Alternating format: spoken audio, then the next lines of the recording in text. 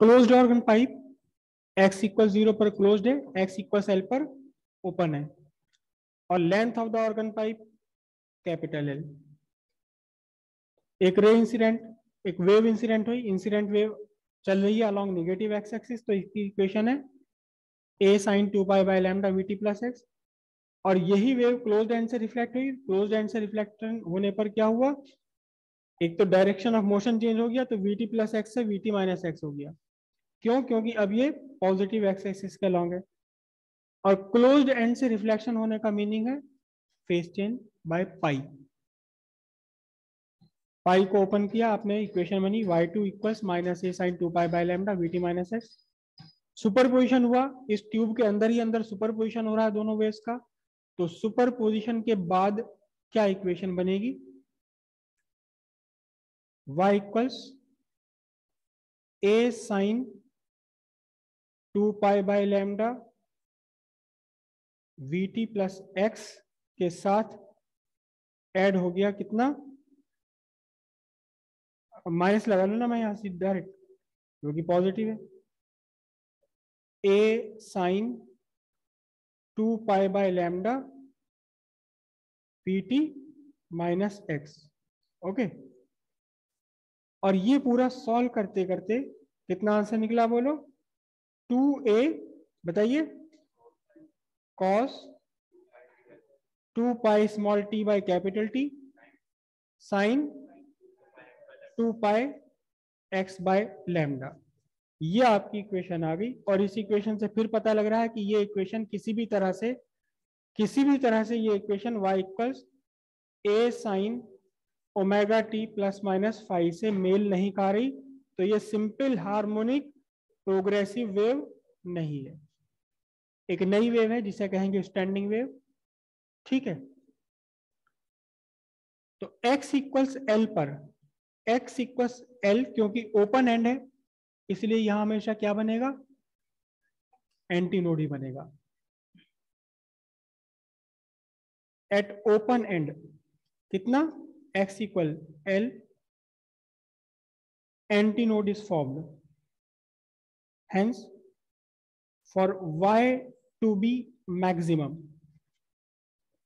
Eight x equals L, x equals L पर y maximum होने के लिए क्या होना चाहिए आपका, sine 2 pi L by lambda या तो +1 हो या -1 हो। और ये कब पॉसिबल है, ये तब पॉसिबल है जब इस पूरे आर्ग्यूमेंट की वैल्यू या तो आपकी 90 डिग्री हो, π/2 साइन 90 डिग्री 1 होता है, या 270 का मतलब 3π/2 हो, या फिर 5π/2 हो। In general 2πn bye lambda n कितना हो, 2n-1/2 पाई। तो फिर wavelength of nth mode of vibration कितना निकल कर आएगा, देखो पाई से पाई कैंसिल हो जाना है आपका, तो यह बचेगा आपका 2l by lambda n equals 2n-1/2, then lambda n equals 4l by 2n-1 metre. ठीक है, this is what wavelength in nth mode of vibration। nth mode of vibration की wavelength है ये। frequency of nth mode of vibration nu n equals क्या बनेगा, velocity of wave whatever it is divided by wavelength in nth mode of vibration। तो फिर frequency of nth mode of vibration कितना निकल कर आएगा बोलो,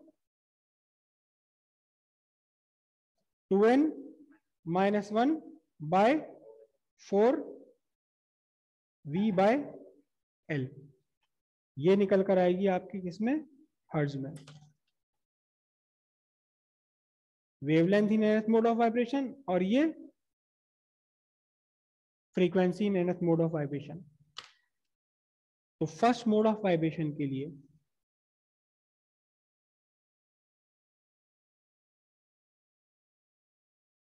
फॉर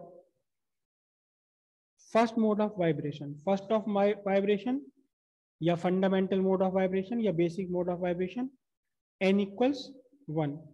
तो फिर आपका लैम्डा 1 कितना बनेगा, 4l bye 2 into 1 minus 1, simply कितना 4l metre, correct.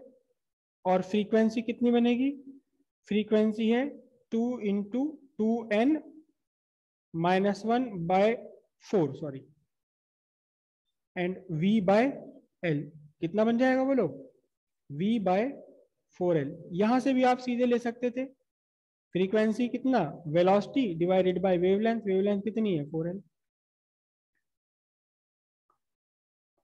Closed end पर हमेशा बनेगा क्या, नोड, ओपन एंड पर बनेगा हमेशा एंटी नोड। तो फर्स्ट मोड ऑफ वाइब्रेशन के लिए, फर्स्ट मोड ऑफ वाइब्रेशन के लिए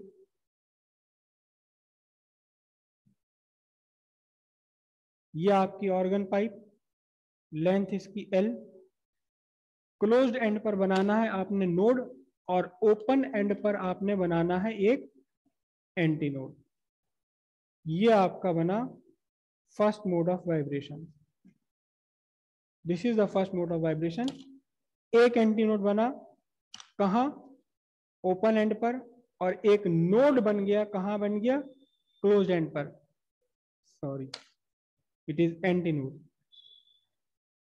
राइट। एक एंटी नोड से दूसरे नोड तक, एडजेसेंट नोड और एंटी नोड के बीच का डिस्टेंस हमेशा कितना होता है बताओ, लैम्डा बाय 4 होता है। और यहां से आपका निकल कर आया क्या, L इक्वल्स लैम्डा 1 बाय 4, ठीक है। सेकेंड मोड ऑफ वाइब्रेशन के लिए,